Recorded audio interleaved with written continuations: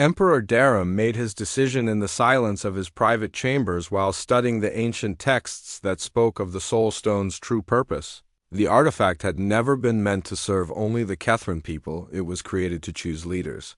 Who could unite different species against threats that no single civilization could face alone? The weight of accepting this truth pressed down on him like the gravity of a dying star. Everything his people believed about their superiority over other species would have to change. If the stone had truly chosen a human girl, then she had the right to command not just his soldiers but his entire empire. He composed a message using frequencies that only someone bonded with the Soul Stone could detect. The communication bypassed his military commanders and went directly to the girl hiding somewhere in the ruins below. His words were simple and direct, without the formal language that usually marked imperial communications. I am Emperor Darum of the Kethran people. He transmitted through the stone's connection. I know you can hear this message, and I know what you carry. We must meet to discuss the future of both our civilizations. The old cathedral in your city center at midnight tonight. Come alone, and I will do the same in the ruins below. Mina received the message as she sat in meditation with the stone glowing softly in her hands. The Emperor's thoughts came through clearly, without deception or hidden threats. He was as uncertain about this meeting as she was, but he recognized that it had to happen. She sent back a simple response agreeing to meet him at the suggested location. The cathedral had been one of the most beautiful buildings in Seoul before the war, and even in ruins it retained a sense of sacred peace that both humans and Kethrans had respected by leaving it untouched.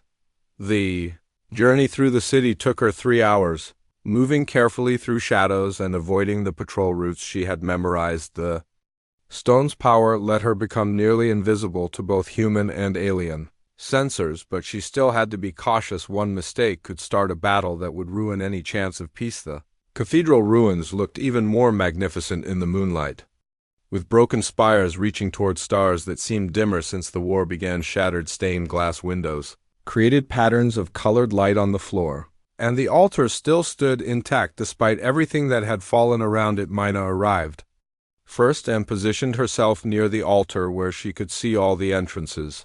The stone pulsed gently against her chest, sensing the importance of what was about to happen. She had never been so nervous in her life, but she forced herself to project the calm confidence that the artifact had taught her. When Emperor Darum appeared, he came alone as promised, walking through the main entrance without guards or weapons. His ceremonial robes had been replaced by simple dark clothing that would not mark him as a target if human resistance fighters spotted him. He moved with the careful grace of someone accustomed to being in danger. He was younger than Mina had expected, perhaps in his early 30s, with the pale skin and silver hair that marked his royal bloodline. His eyes were the light blue color of winter sky, and they held a weariness that reminded her of her own exhaustion. The weight of leading a dying civilization had aged him beyond his years.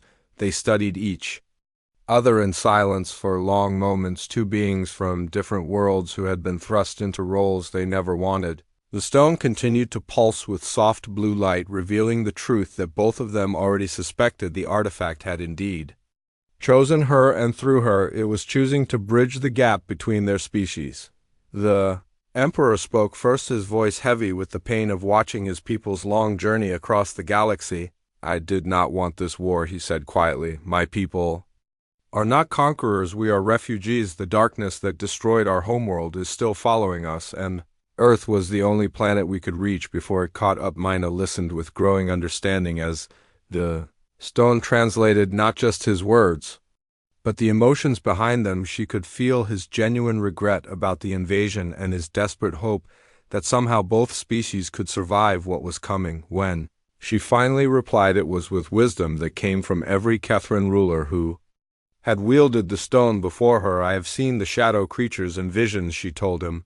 They consume everything they touch and leave only emptiness behind. Neither of our peoples can face them alone, but together we might have a chance. The Emperor's response surprised even him. Without fully understanding why, he found himself kneeling before the human girl, recognizing the authority she carried. The gesture was not submission, but acknowledgement, the formal acceptance of what the Soul Stone had already decided. But Mina immediately stepped forward and helped him to his feet, rejecting the traditional relationship between ruler and subject. "What we need is not hierarchy but partnership," she said, firmly, two leaders working together to prepare our peoples for the battle ahead. As if responding to their agreement, the Soul Stone began to glow more brightly than ever before. The light expanded outward, washing over both of them and creating a connection that transcended the boundaries between species. For a brief moment, Mina experienced life through Catherine's senses, while Darum felt the world as humans perceived it. The exchange left them both changed. Each now carried a part of the other's understanding and could see their respective peoples through different eyes. The barriers of prejudice and misunderstanding that had fueled the war began to crumble as they shared memories and emotions. "We have perhaps 3 months before the shadow creatures arrive," Darum said as the connection faded. "My scouts report that they have consumed the last inhabited system between here and their current position. After that, there will be nowhere left to run." Mina nodded grimly. The stone had shown her the same timeline in its visions: 3 months. To convince two species that had been killing each other to work together, 3 months to combine human adaptability with Catherine technology, 3 months to prepare for a battle that would determine the fate of all life on Earth. The cathedral around them seemed to pulse with significance as they began to plan their impossible alliance. The Emperor would have to convince his military commanders to stand down and begin sharing their advanced weapons and defensive systems with the humans. Mena would have to persuade the resistance fighters to stop attacking Catherine installations and start learning to use alien technology. Both tasks would require them to overcome centuries of ingrained prejudice and mistrust, but the stone had chosen them precisely because they had the strength to do what others thought impossible. The artifact had looked into their hearts and found the courage needed to unite two worlds against annihilation. As they talked through the details of their proposed alliance, Mina felt the weight of destiny settling around her shoulders like a cloak made of starlight. The slum girl, who had found a glowing object in the trash, was about to become the bridge between civilizations. The Emperor's next words made the moment even more significant. "This alliance cannot be just a military agreement," he said solemnly. "It must be sealed with the ancient rituals that my people use to mark the beginning of a new age. Are you prepared to accept that responsibility?" Mena looked into his eyes and saw her own determination reflected there. The stone had prepared her for this moment through weeks of visions and downloaded memories. She understood what he was offering and what it would cost both of them. "I am ready," she replied, and meant it completely. Darum reached into his clothing and withdrew a small ceremonial blade that had been carried by every Catherine emperor for thousands of years. The ritual he was about to perform would bind their peoples together in ways that went beyond simple political treaties. He knelt again, but this time Mina knelt beside him as an equal partner in what they were creating.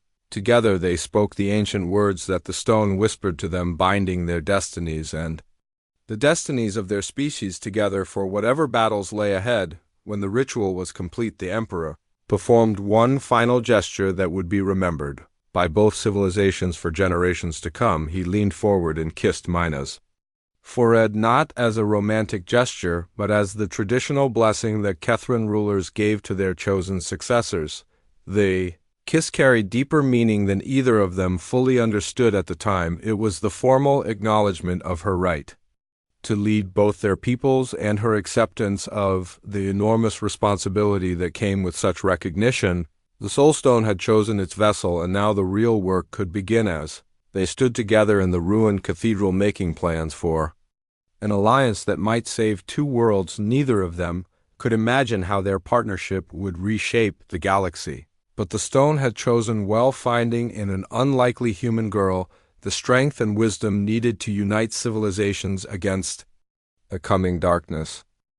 The days following the cathedral meeting were the most dangerous in the history of both species, as news of the alliance spread through human resistance cells and Catherine military units. Many on both sides saw the partnership as betrayal of everything they had fought for. The war had created too much hatred and mistrust for peace to come easily. Emperor Darum faced the most serious challenge to his authority since taking the throne. General Vex led a coalition of military commanders who refused to accept that a human child could have any claim to Catherine leadership. They demanded that the Emperor order an immediate attack to recapture the Soul Stone by force. Your Imperial Majesty, this madness must stop, Vex declared during an emergency meeting of the High Command that human has clearly used some form of mind control to make you believe her lies. The stone belongs to us and we will take it back even if we have to burn their entire planet to ash. But Imperial Advisor Naya stood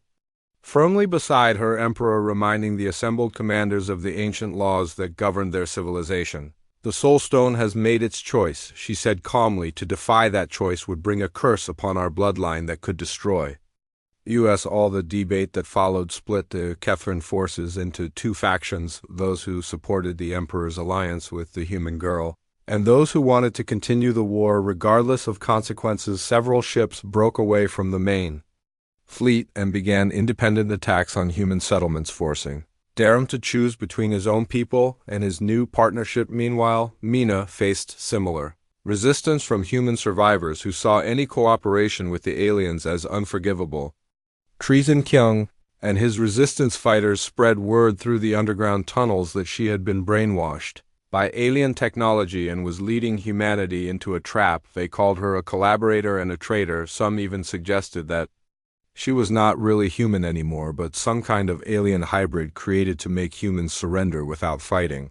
The glowing stone she carried was obviously a weapon designed to control their minds and make them slaves. When Mina tried to explain the truth about the approaching shadow creatures, most humans dismissed her warnings as enemy propaganda. The idea that there could be something worse than the Kethran invasion was too frightening for people who had already lost everything to accept the first real test of the new alliance came when a group of rogue Kethran ships attacked a human refugee camp, killing dozens of innocent people before disappearing back into space.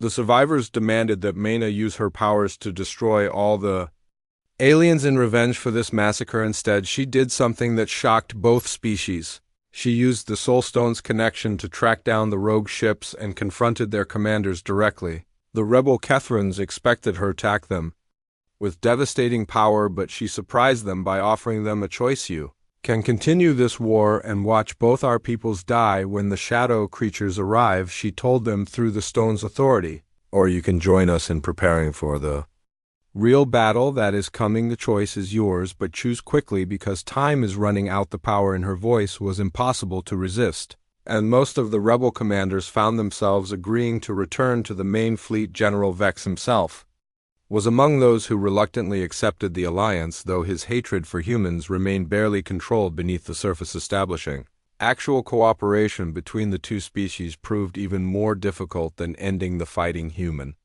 resistance fighters had to be taught to use Kethran technology, while alien engineers had to learn to work with primitive human equipment. The language barriers alone created constant misunderstandings and conflicts, but gradually progress began.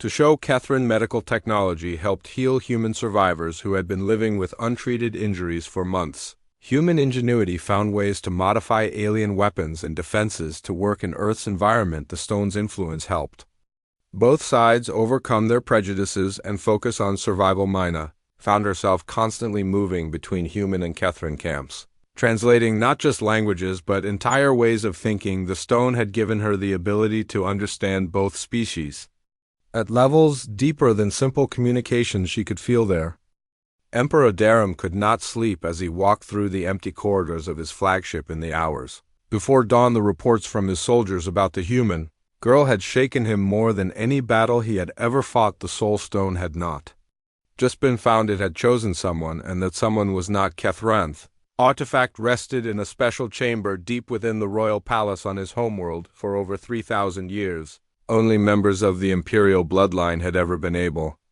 to touch it without dying, and even then only the purest of heart could make it glow with its full power. His own father had warned him that the stone judged everyone who approached it, and found most people unworthy. Now, according to his soldiers, a human child was not only holding the stone, but commanding Kethran warriors with its authority.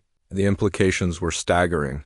If the reports were true, then everything his people believed about their divine right to rule was wrong. The stone had looked at all the species in the galaxy and chosen a survivor from the slums of a primitive world.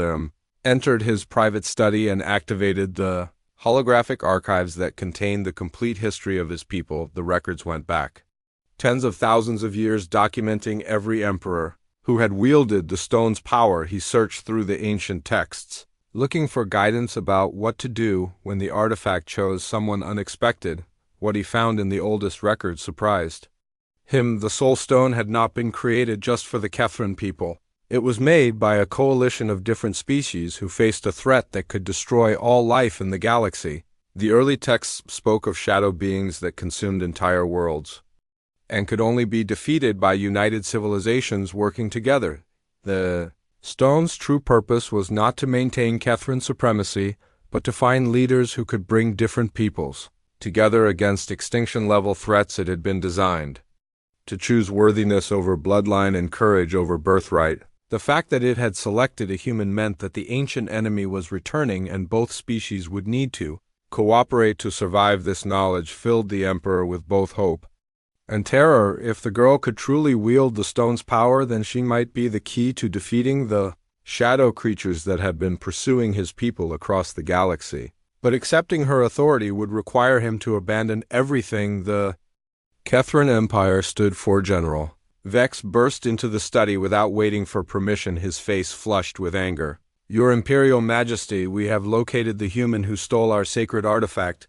She is hiding in the ruins of their capital city. We can capture her within hours if you give the order." Darum looked at his most trusted military commander and saw the fear behind his anger. Vex had built his entire career on the belief that Kethrans were superior to all other species. The idea that a human could command their obedience threatened everything he had worked for. What if she truly has been chosen by the stone? The Emperor asked quietly, "What if our attempts to capture her bring down the ancient curse upon our people?" General Vex slammed his fist on the desk. "The stone belongs to us by right of blood and conquest.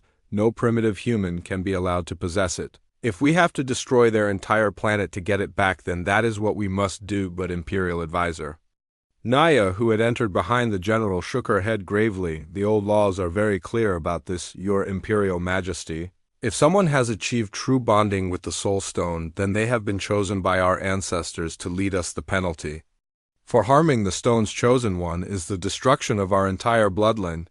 The argument that followed echoed through the ship as other advisors and commanders joined the debate. Some supported General Vex's plan to take the stone by force, even if it meant killing the human girl. Others sided with Naya's interpretation of the ancient laws.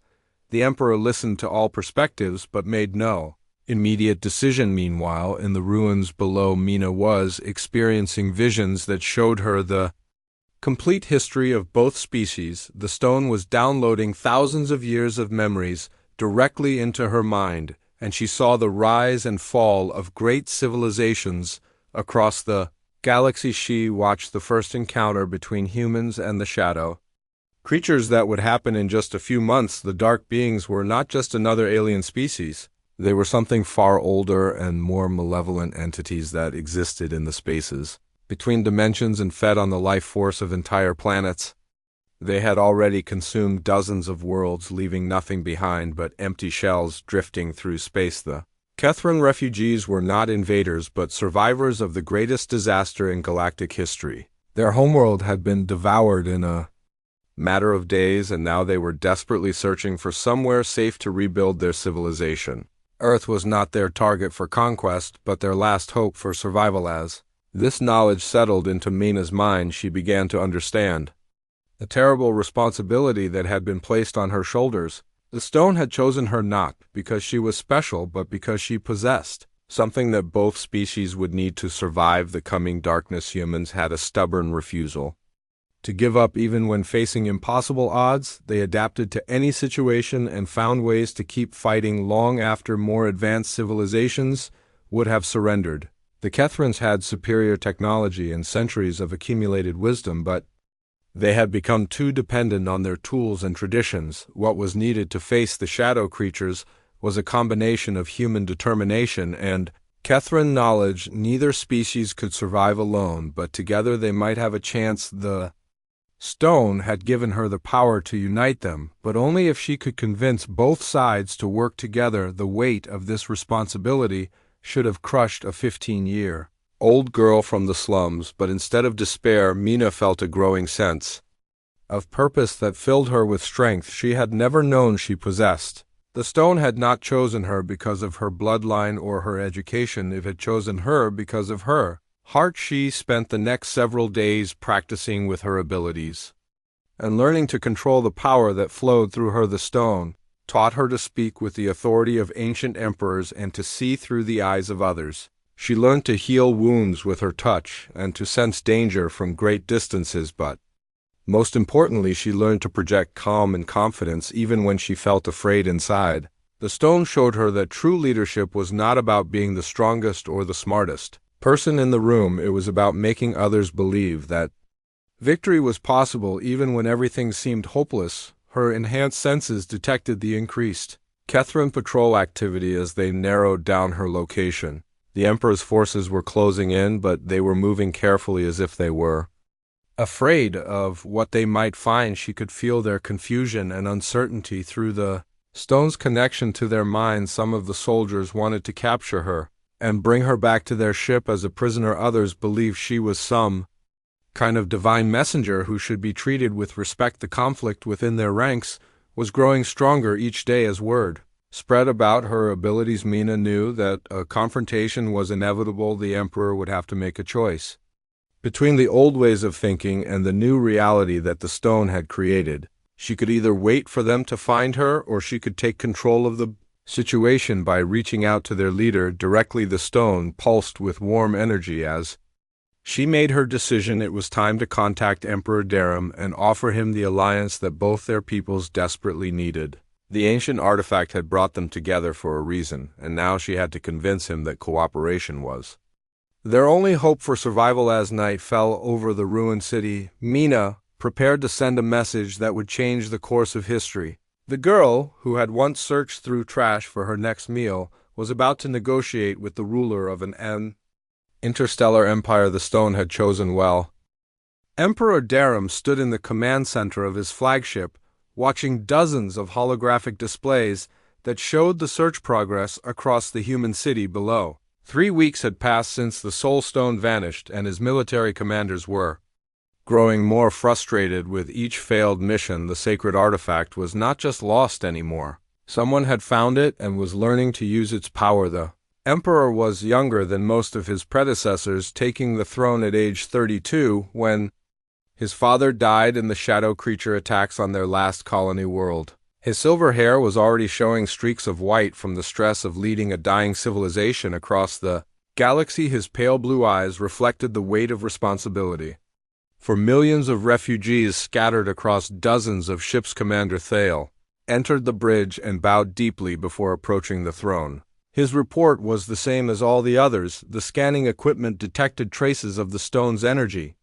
signature, but could never pinpoint its exact location. Every time they thought they were close, the readings would disappear or shift to somewhere completely different. Your Imperial Majesty, we believe someone is actively hiding the stone from our sensors, Thale said carefully. The interference patterns suggest a level of bonding we have not seen in over 1,000 years. Darum nodded slowly. He had been afraid of this possibility. The Soul Stone did not simply grant power to whoever held it. The artifact chose its wielder very carefully, and only someone with extraordinary qualities could form a complete bond with it. The terrifying thought that it might have chosen a human was something he could barely consider. His military advisors wanted to increase the intensity of their search. They suggested destroying entire city blocks to eliminate hiding places or capturing human survivors for interrogation.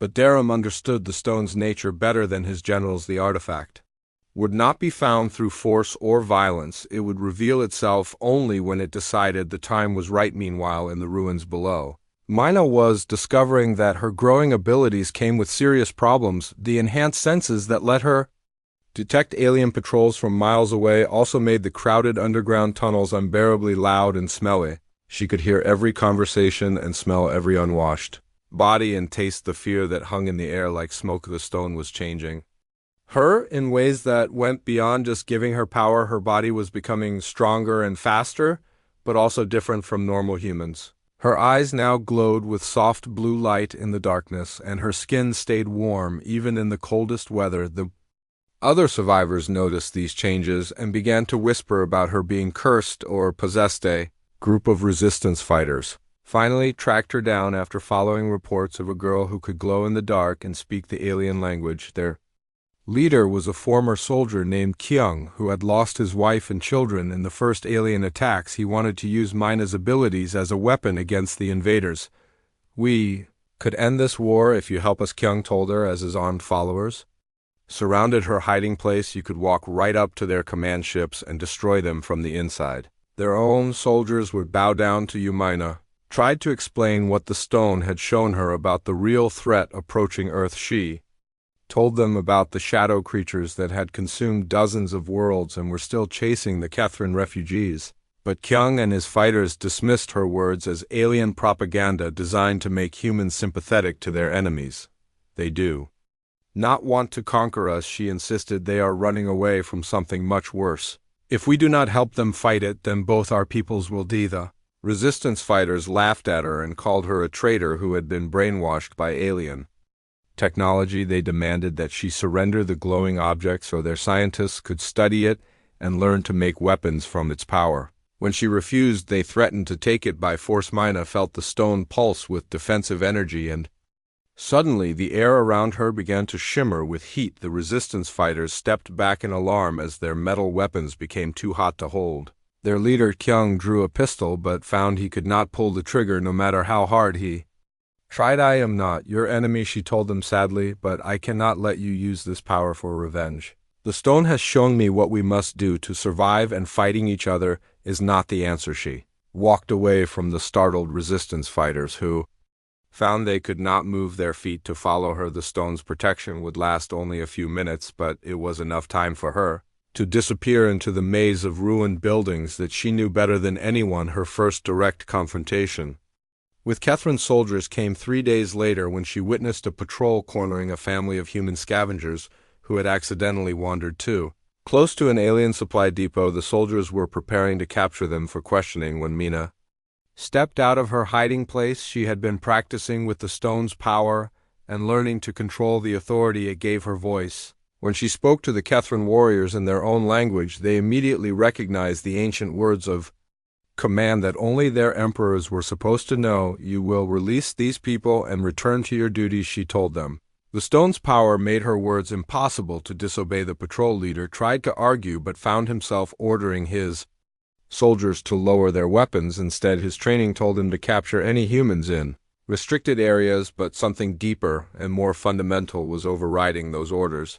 The girl carried the unmistakable aura of the Soul Stone, and that made her more important than any military mission. As the human family ran away to safety, the Catherine soldiers stood frozen in confusion. They had been taught that only members of the royal bloodline could wield the stone's authority, but this was clearly a human child. The implications were so shocking that they could barely process what had happened. Word of the incident reached Emperor Darim within hours, carried by the confused and frightened soldiers who had encountered Mena. Their reports seemed impossible, but the evidence was undeniable. Someone had achieved a level of bonding with the Soul Stone that had not been seen for centuries. The Emperor called an emergency meeting of his highest advisors and military commanders.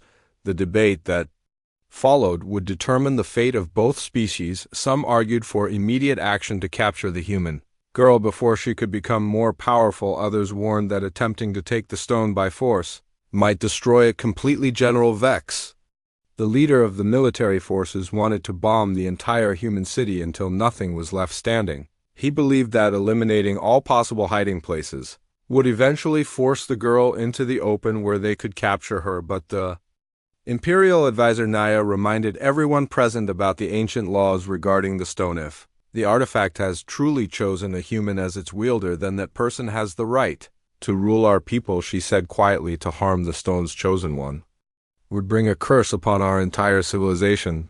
Argument continued for hours with no clear resolution. The Emperor listened to all sides but said nothing. His advisors could not see the terrible irony of the situation. The Catherine Empire had spent thousands of years believing in their own superiority over other species. Now their most sacred artifact was teaching them that true leadership could come from anywhere. As the meeting broke up without reaching a decision, Darren remained alone in his throne room, staring at the holographic display that showed the human city spread out below him. Somewhere in those ruins was a girl who might hold the key to saving both their peoples from the approaching darkness, but first he would have to convince his own people to accept what the Soul Stone had already decided. The artifact had chosen a human, and that choice could not be undone. The only question now was whether the Kethrin Empire would embrace this change or destroy itself. Fighting against it in the ruins below, Mina sat in meditation, holding the stone while it showed her visions of possible futures. Some paths led to the complete destruction of both worlds by the shadow creatures, others showed humans and Kethrins working together to push back the darkness and build something new. The choice of which future would come to pass was no longer in the hands of emperors or generals. It belonged to a 15-year-old girl from the slums who had found hope glowing in the trash. 3 days had passed since Mina found the glowing stone, and her life had become something she could never have imagined. She no longer needed to sleep on the hard ground because the stone gave her the power to float above it. She no longer felt cold because warm energy flowed through her body from the mysterious object. She no longer felt alone because whispers in an ancient language filled her mind with knowledge. The other people in the tunnel had fled after seeing her floating in the air. Word spread quickly through the underground that a strange girl with magic powers was living near the old train station. Some said she was dangerous and others said she was blessed, but everyone agreed it was better to stay away from her. Mina did not mind being alone. The stone was teaching her so many wonderful things that she hardly noticed the silence around her. She learned that the patterns on its surface were actually a form of writing that told the history of a great empire among the stars. She discovered that the blue light could heal small cuts and bruises on her hands. She found out that she could understand the alien language. When she heard it on their radio transmissions, the Kethrin soldiers were everywhere in the city. Now their flying ships moved in careful patterns above the ruins, and their scanning beams cut through concrete and metal as they searched for something very important. Mina knew they were looking for her stone, but somehow their advanced technology could not detect it. When she held it close to her body on the third morning, she woke to find a patrol of 6 Kethrin warriors moving through the tunnel where she had been sleeping. Their armor was silver and black, and their weapons glowed with the same blue energy as her stone. They moved like hunters following a trail that led directly to her hiding place. Mina felt the stone pulse with power, and suddenly she could see through the eyes of the patrol leader. His name was Commander Thale, and he was frustrated because his scanner showed the sacred object was somewhere nearby, but he could not pinpoint its exact location. The readings kept shifting and changing as if something was interfering with his equipment. Without understanding how she did it, Mina reached out with her mind and touched the commander's thoughts. She felt his confusion and his growing anger at the failed mission. She sensed his fear of returning to his superiors. Empty-handed once again, the stone was showing her that she could influence what he was thinking. Very carefully, she planted a small suggestion in his mind that the readings were false and that they should search in a different part of the city. The commander stopped walking and tilted his head, as if listening to something. Then he turned to his soldiers and ordered them to move to the eastern districts, where the human resistance was more active. After the patrol left, Mina sat in the darkness, holding the stone and trying to understand what had just happened. The whispers in her mind told her that she had used one of the most sacred abilities of the Kethrin rulers, the power to speak directly to another consciousness. The stone had been created to help leaders guide their people, and now it was teaching her to do the same thing. But the knowledge came with frightening visions of what was really happening in the galaxy. The Kethrin Empire had not come to Earth because they wanted to conquer it. They were running away from something much worse that was chasing them across the stars.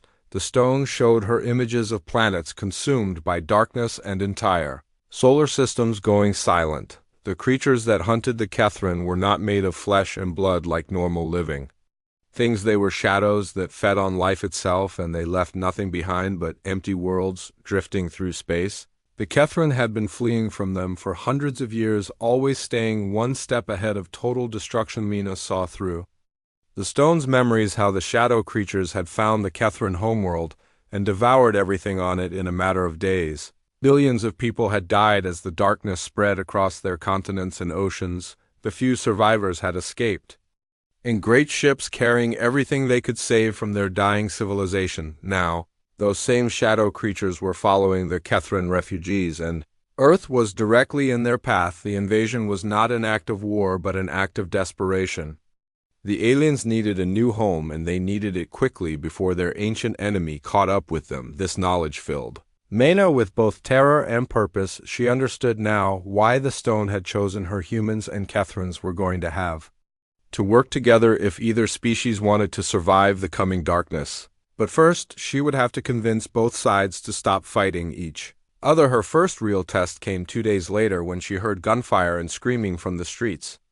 Above, a group of human children had been caught by a Kethrin patrol while scavenging for food near an alien outpost. The soldiers had surrounded them and were preparing to take them away for questioning. Mena climbed up from the tunnel and saw the scene unfolding in the ruins of what used to be a school playground. 6 children between the ages of 8 and 12 were huddled together, crying while 4 Kethrin warriors pointed their weapons at them. The patrol leader was speaking into his communication device, probably calling for transport. The stone in Mina's arms began to glow brighter than it ever had before. Power flowed through her body like electricity, and she felt herself changing in ways she could not explain. Her voice became deeper and more commanding. Her eyes began to shine with the same blue light as the stone. Her presence seemed to fill the entire area with authority that could not be ignored. She stepped out from behind the broken wall where she had been hiding and walked calmly toward the Kethrin soldiers. When she spoke, it was in their own language, with words that came from the stone's ancient memory release.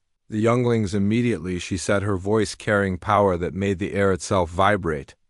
They have done nothing wrong, and you will not harm them. The effect on the Kethrin warriors was immediate and shocking. All 4 of them dropped their weapons and fell to their knees. Their armor made metallic sounds as they hit the ground, and their heads were bowed so low they almost touched the broken concrete. The children stared in amazement as the scary alien soldiers, who had been threatening them moments before, now seemed terrified of a teenage girl who was glowing like a lamp. The patrol leader tried to speak, but only stammering sounds came out of his mouth. Mina walked closer to the kneeling soldiers and placed her hand on the commander's helmet. She could feel his mind reeling with confusion and instinctive fear. Every instinct bred into his species over thousands of years was telling him that he was in the presence of ultimate authority.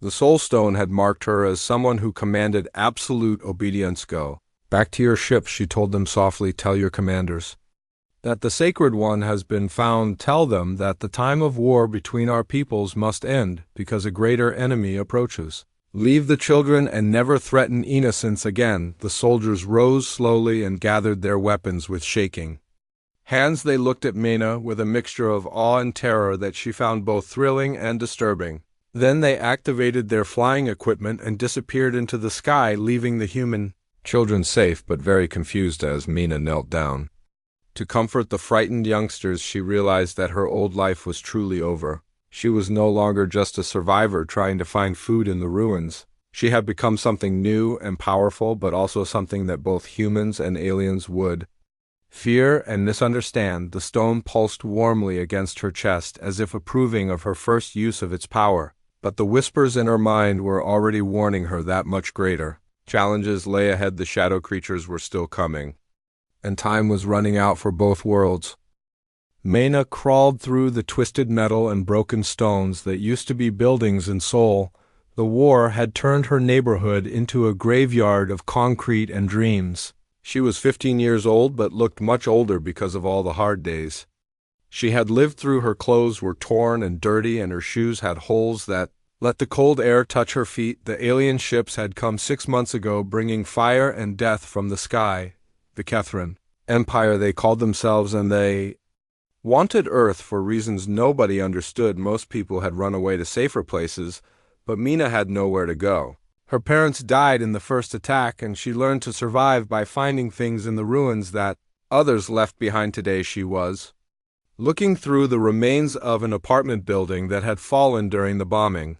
The concrete slabs were heavy, but she had grown strong from moving them every day. Her thin arms could lift pieces twice her size, and her quick fingers could find small valuable things hidden in the wreckage. Something caught her eye because it was glowing with soft blue light. Most things in the ruins were gray and black and brown, but this thing was different. It looked like it might be a toy or maybe a statue about 2 feet tall and shaped like a person. She could see it was stuck under a big piece of wall that had fallen from high up. Mina worked carefully to dig it out using a metal bar she had found weeks ago. The object felt warm when she touched it, even though everything else in the ruins was cold. The surface was smooth like glass, but stronger, and it had patterns carved all over it that seemed to move when she was not looking directly at them. When she finally pulled it free from the concrete, she held it up to get a better look. The blue light was coming from inside, and it pulsed like a heartbeat. The patterns on its surface were more complicated than anything she had ever seen. They reminded her of the writing she sometimes saw on the alien ships, but this felt much older and more important. Mina had seen pieces of alien technology before, scattered around the city after battles.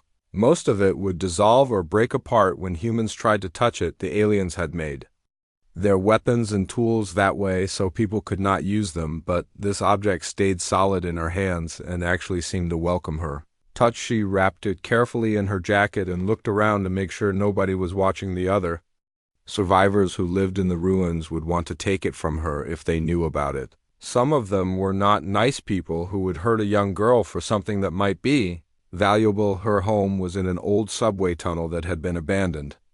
Even before the war, it was dark and smelled bad, but it was safer than staying above ground where the alien patrols could find her. She had made a small space for herself behind some old train cars where she could sleep and hide her few possessions.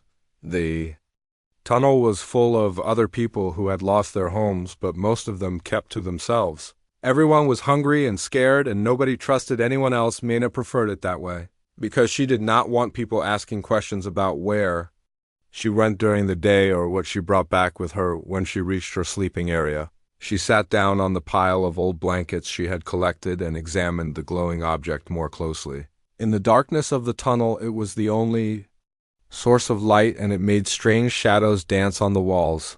The patterns seemed even more active now, shifting and changing in ways that made her eyes hurt if she stared too long. She placed her hand flat against its surface and felt something incredible happened. The blue light got much brighter for a moment, and she felt like something very old and very wise was looking at her. From inside the object, it was not scary, but it was so powerful that it made her breath catch in her throat. Then the feeling went away, and she wondered if she had imagined it. Her stomach was empty, because she had not found any food today, and sometimes hunger made her think strange things. But the object felt different now, like it had recognized her somehow, and decided she was worthy of holding it. Mina did not know that she was holding the most sacred treasure of the Kethran Empire.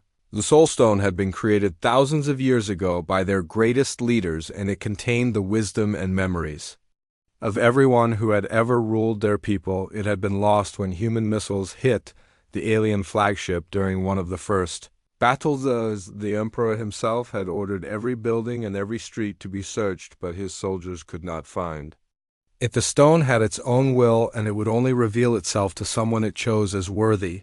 Most of the Kethran military thought it was gone forever, destroyed in the fighting, or buried so deep it would never be found again. But the Soul Stone was not lost. It was waiting in the ruins for the right person to discover it. It had been calling out with its blue light, hoping someone with a pure heart would see it and pick it up. The stone could sense the goodness in people, and it had been watching Mina for days as she searched through the wreckage. She was different from the other survivors. The stone could see that she never took more than she needed, and sometimes she would leave food or blankets where the old people or children could find them. Even though she was hungry and cold herself, she still tried to help others when she could. As Mina fell asleep that night holding the strange object against her chest, she did not know that her life was about to change forever. The Soul Stone began to work its ancient magic, reading her memories and learning about her struggles. It saw how she had survived when so many others had given up, and it was impressed by her strength.